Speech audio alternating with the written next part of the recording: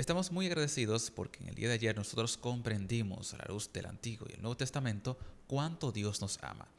Hemos confirmado, reafirmado todos los días que a través de Cristo Jesús es la única forma como nosotros podemos acceder al Padre, podemos acceder al perdón y a través de esa santificación nosotros podemos vivir a través de la fe, practicando, viviendo y al final siendo glorificados. Así que busca tu Biblia, mantén tu guía de estudio ahí cerca de ti como te la tengo, porque en este nuevo estudio continuaremos entendiendo este objetivo digno, donde a la luz de tanto Marcos, su capítulo 9, como diferentes cartas del apóstol Pablo, vamos a entender qué tenemos que hacer y confiamos de que vas a pasar la acción.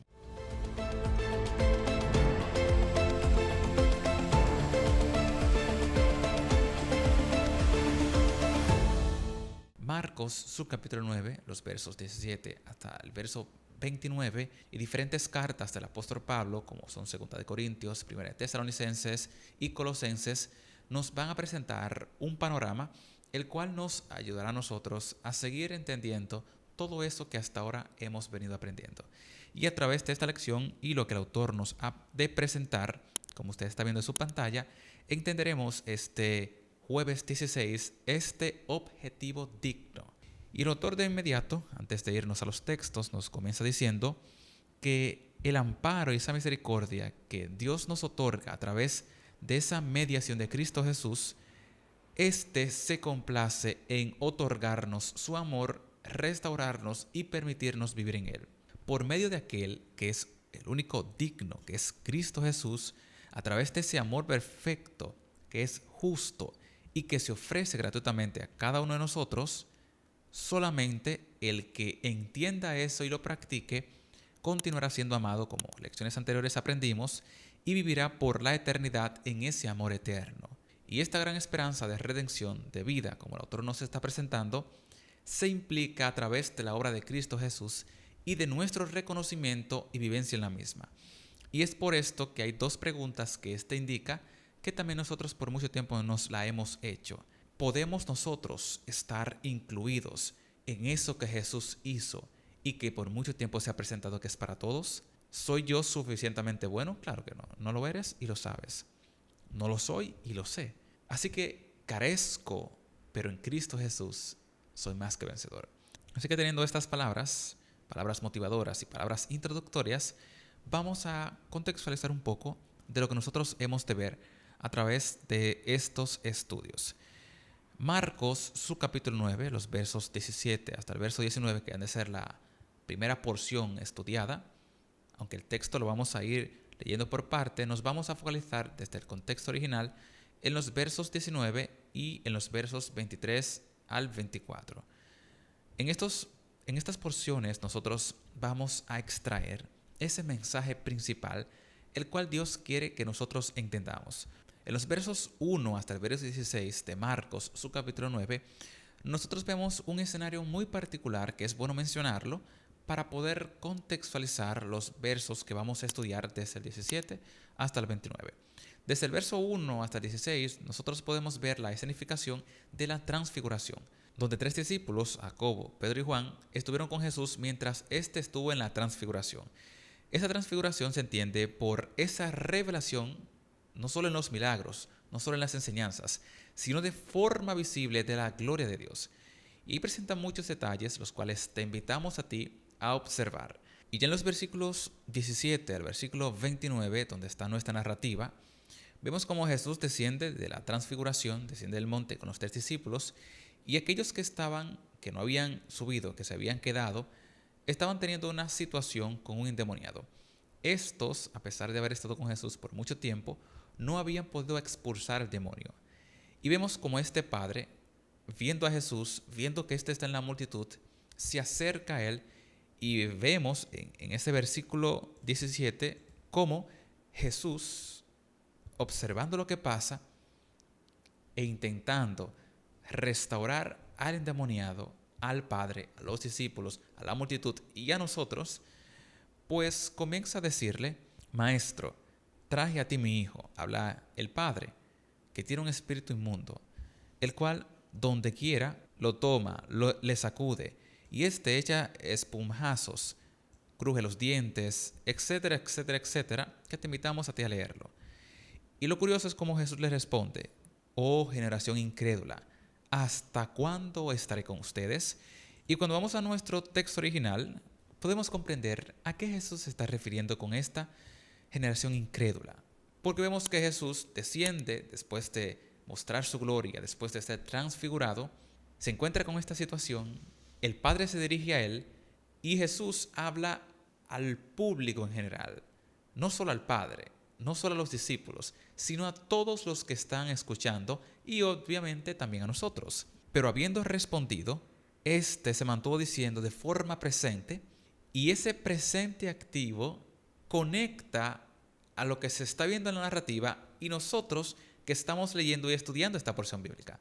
Jesús nos está hablando a nosotros, generación incrédula, y me habla a mí, Sadó, incrédulo. ¿Hasta cuándo ustedes van a estar carentes de confianza? ¿Hasta cuándo estaré con ustedes? Jesús no solo le habla a ese padre, a esos discípulos, a esa multitud, también me está hablando a mí. ¿Hasta cuándo usted va a estar carente de confianza?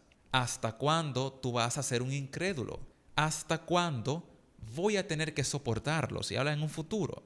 Tráiganme a ese endemoniado. Y cuando le trajeron el hijo, que ya los próximos versículos presentan cuál fue la escenificación, pero nosotros nos vamos a ir al versículo 23 para así ahorrar el tiempo e ir a los verbos y tiempos puntuales. Pero cuando le traen al hijo, que el demonio ve a Jesús, que lo extrae en el suelo y ve todo ese escenario, Jesús no va directamente al hijo. Jesús no va a restaurar la problemática que éste está teniendo, sino más bien que Jesús primero se acerca para restaurarlo. Y es lo mismo que Jesús hace con nosotros, se acerca para restaurarnos. Y Jesús entonces le dice, fíjense en cómo está estructurado el Jesús le dijo, en ese aoristo activo, ese segundo aoristo activo, que denota una acción puntual. Jesús no fue a negociar con él. Jesús fue a decirle algo específico porque quería un objetivo, el resultado específico. Jesús era muy específico y quiere que nosotros hoy entendamos también de forma específica. Siendo incapaz, porque por ti mismo jamás serás capaz, por mí mismo yo jamás seré capaz, pues tú entonces tienes que aprender a confiar, a depender, porque todas las cosas le han de ser posibles a aquel que se mantiene activo, dependiendo y confiando de aquel que le da la oportunidad de ser restaurado. Y eso ahora viene hacia ti. Si tú que estás escuchando esta lección, tú que la vas a leer de forma personal, tú que te vas a conectar con la Biblia, porque cada lección es para conectarte con la Biblia. Si estás siendo incapaz de creer, es porque estás tratando de hacerlo por tus propias fuerzas. Jamás seremos capaces de confiar, de vivir y de estar con Cristo por nosotros mismos. Tenemos que ceder el control y tenemos que confiar de forma activa, pero a través de esa pasividad en dependencia. Tenemos que depender únicamente de Dios. Para poder agradar a Dios, tenemos que depender de Él. Y es por esto que en el texto, cuando usted sigue avanzando, este hombre, antes de recibir la restauración de su hijo, lo cual fue a buscar, fíjense cómo aparece este verbo, inmediatamente, esto fue que él recibió lo que Jesús fue a decirle. Jesús fue puntual. Y él asimismo puntual entendió eso y de forma activa se mantuvo. Y fíjense que más dice el versículo, y le dijo, estoy confiando. Fíjate cómo el verbo está estructurado. Y lo digo con tanta emoción porque me gozo al poder comprender y estudiar la Biblia y transmitirle lo mismo a ustedes. Fue un imperativo activo. Jesús, escucha, como yo no puedo, por favor, te ordeno que me ayudes a mantenerme confiando. Activamente mantenerme confiando, activamente a permitir que tú me estés ayudando a mí. Yo creo que soy incrédulo, así que te doy la orden, Jesús, de que me ayudes a confiar en ti. Y hoy nosotros te invitamos a ti a hacer lo mismo, a que tú reconozcas que por ti mismo eres incapaz y le des una orden a Jesús: Espíritu Santo, Dios Padre, Dios Hijo, ayúdame a confiar en ti. Yo quiero confiar. Yo necesito confiar en ti. Ayúdame a confiar en ti. Porque justamente es lo que el texto me está diciendo. Yo estoy en falta de confianza. Yo estoy en falta de fe. Así que ayúdame a confiar en ti. Ayúdame, porque si no es contigo jamás tendré la posibilidad. Y más adelante entonces, cuando Jesús entonces ve la multitud que se agolpa, resuelve el milagro, hace todo lo que tenía que hacer, pero primero restaura a ese hombre que no se ejemplifica a nosotros en la actualidad. Y después de Jesús hacer todo eso, los discípulos entonces se acercan: ¿por qué no pudimos? Y Jesús le da la clave, porque eso es a través de la oración sincera, eso es a través de colocarme en primer lugar, de depender de mí, y a través de someterse a mí a través del ayuno. Solamente es a través de Jesús. Y eso el apóstol Pablo, después de haber comprendido, después de tenerse contacto con Jesús, pues demostró con la práctica cómo nosotros podemos agradar a Dios. Ya Jesús lo indicó, que es imposible que por nuestras acciones, pero tras nuestra confianza, a través de practicar por la fe, pues sí podemos agradar a Dios. Y esto el apóstol Pablo pues lo ha de presentar. Cuando vamos a los textos de 2 de Corintios y los demás que vamos a leer, podemos observar que Pablo les indicaba, pues que esté o no, y me gusta mucho el original, por lo cual también, siendo de forma presente, que estoy encariñando en hacerles entender que fuera o con ustedes procuro agradar a Dios a través de servirle correctamente, de presentar la palabra correctamente, de nutrirlos y enseñarles. Pablo le estaba presentando que tras su conversión, para él ser agradable delante de Dios, tenía que ser fiel en presentar la palabra correcta. Tenía que ser fiel en presentarles a ellos, estando o no, cómo tenían que vivir practicando la fe. El apóstol Pablo estaba siendo un ejemplo vivo de un ser que había sido convertido. Y eso nosotros tenemos que aprenderlo y practicarlo. Porque en el próximo versículo él le indica cómo tienen que hacerlo. Porque a ustedes, a nosotros, a cada uno de nosotros, nos es necesario, fíjense, entender que estamos siendo frente, en este verbo presente activo, nos es necesario entender, y eso lo entenderemos a través de quien nos habla, que es el Espíritu Santo, el que nos mueve a la verdad, que nosotros presentemente, en la actualidad, estamos siendo juzgados. Tenemos que compadecer ante el juicio, porque nuestras obras están siendo medidas. Y eso Pablo se los enseñó a aquellos que estaban en la iglesia de Corintios. A través de cartas o a través de él, como fundó la iglesia, siempre presentaba la verdad. Y es que nosotros estamos siendo juzgados ahora mismo. Tú y yo estamos siendo juzgados. Y nuestras acciones definirán a quién estamos eligiendo. Si es a Jesús o es al enemigo. Todos nosotros estamos siendo juzgados por Cristo. Todos tenemos que ir donde Cristo a ser juzgados. Y en este momento, en el juicio investigador, estamos siendo juzgados por Cristo. Y cada uno ha de obtener las cosas que en su cuerpo, en su carne, hagan, lo bueno o lo malo. Nosotros estamos en la actualidad compadeciendo ante el tribunal de Cristo.